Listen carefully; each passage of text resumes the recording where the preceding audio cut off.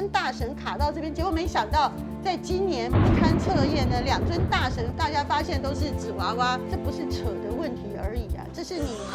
因为政策失当引人致死啊！我真的很想问陈时中跟蔡英文，你们身上背着500条人命，你们难道不会心里觉得道德上、道义上、情感上、良心上，你很过不去吗？你午夜梦回的时候，你不会觉得冷汗直流？其实你真相真的只有一个，就是你8个月前不愿意 BNT 进来，因为你以为国产疫苗可以让你鬼混过关。你8个月前的坚持，到你8个月后终于承认现实的转弯。这8个月，我觉得不能大家只是觉得可笑，只是觉得嘲笑，我们要去跟你追究那些枉死的人命。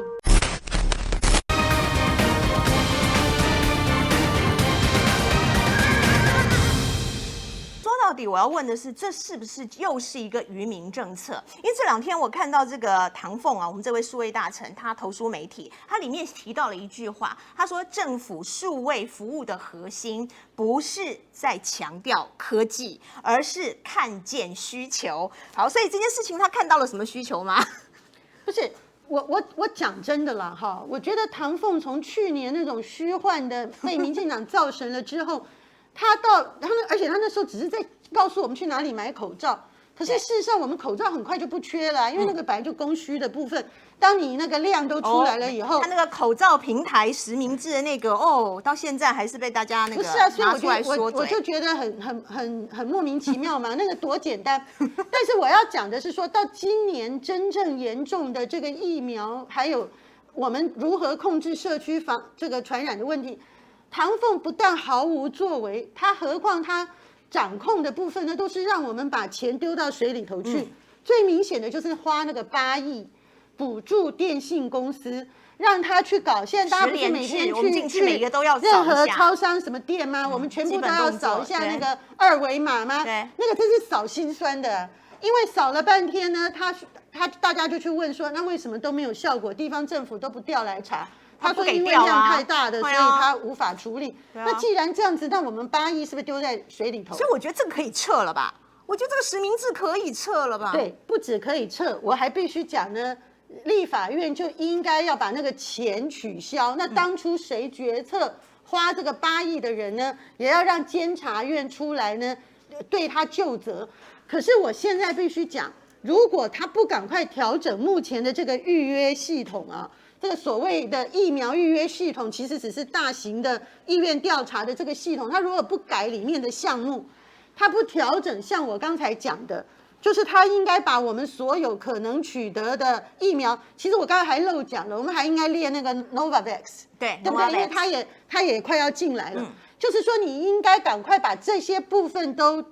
放进来，而且你在说明上就是要告诉我们说，譬如说 Novavax 可能是比较久以后，好，他假设9月份、10月份才能进来，你愿不愿意打？就是你应该要把这些事情都在这个讯息里面说明，然后你整个把这个意愿出来了以后，你到时候呢，透过电脑的大数据的方案呢，下去各分区的媒合，这是不是就是才会达成刚才你讲的唐凤投书的说，他这个就是因应需求的服务嘛？就你现在连这个服务的怎么样服务能够服务到家的想法都搞错了，那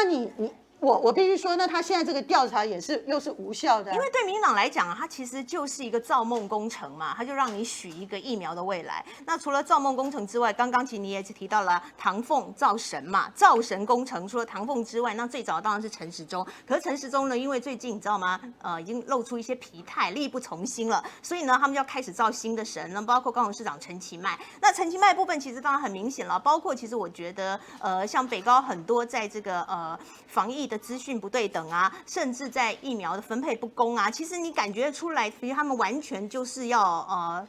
炒高陈其迈。好，那当然后续还有包括指挥中心什么罗义军啊、王必胜啊这些，其实民进党的战略戏路其实也很清楚哦，他们就是要掩盖他们整个的防疫不力嘛。其实民进党啊处理事情啊，任何不管大小事情，你想想看，连一个凤梨事件都可以给它政治化到这种程度，更何况是救命的疫苗呢？那他在救人命的这个疫苗上面犯了大错，那他的第一直觉，因为民进党是政治动物，就是说他所有的思考，除了权力跟政治以外，他内心没有人民，没有服务，没有对人民的这个福祉的想法，所以他第一时间他政治上出问题，他就想说，那我要如何自保？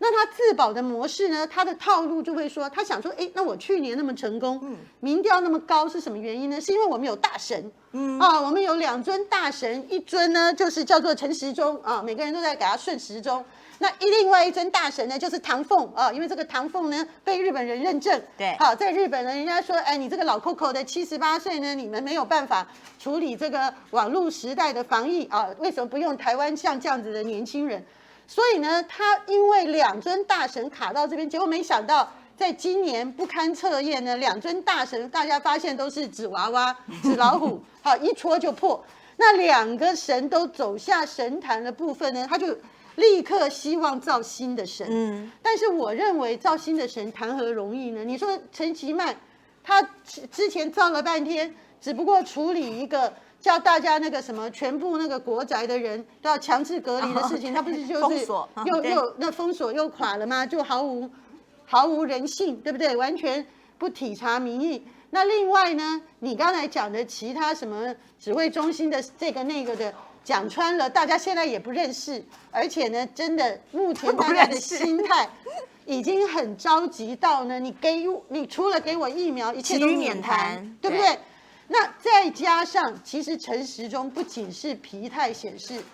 我感觉他其实就是认错了，在 BNT 这个事情上，因为很简单嘛，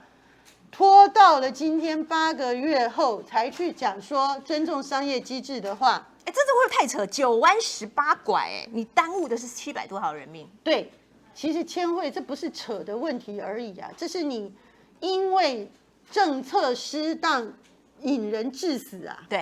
对不对？我们先不要讲说在法律上这个事情，那这算业务过失？对，就是在法律上你能不能成立，我不知道啊，因为也有可能有些人，比如说家属太生气的缘故，他可能真的会去告他，也不一定。好，那告也不一定会告成。但不管怎么样，我觉得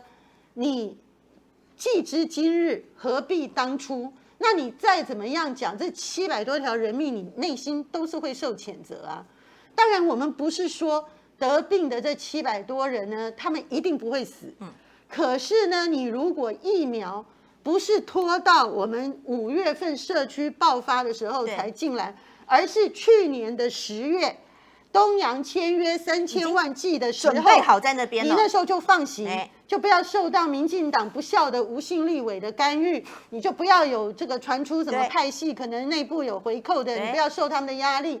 你那时候放行了以后，我们今年第1季呢 ，BNT 就会陆续运来，因为我们看那个泰国的例子，它其实来得很快嘛。那你这种状况底下，我们很可能在第2季，就是4到6月的这个时候，我们大部分已经打完了。对啊，我们疫情起来，我们也不怕，你还是继续当你的神。对，你就算不能够免除700多条人命，你免除500条可能是真的。所以我真的很想问陈时中跟蔡英文。你们身上背着500条人命，你们难道不会心里觉得道德上、道义上、情感上、良心上，你很过不去吗？你午夜梦回的时候，你不会觉得冷汗直流，觉得说啊，我真的对不起他们，都是冤魂吗？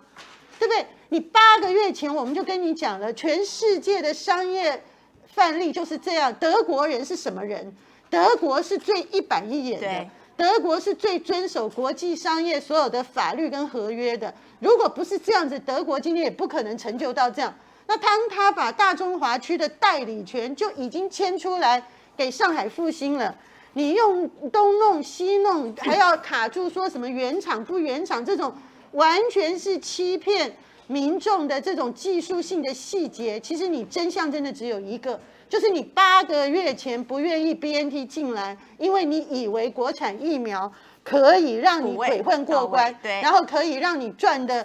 这个相关的人呢，可能赚的这个一大堆的金额，甚至是不是能帮到民进党的各种发展我们也不知道，但重点就是说，你8个月前的坚持，到你8个月后终于承认现实的转弯，这8个月，我觉得不能大家只是觉得可笑，只是觉得嘲笑，我们要去跟你追究那些枉死的人命。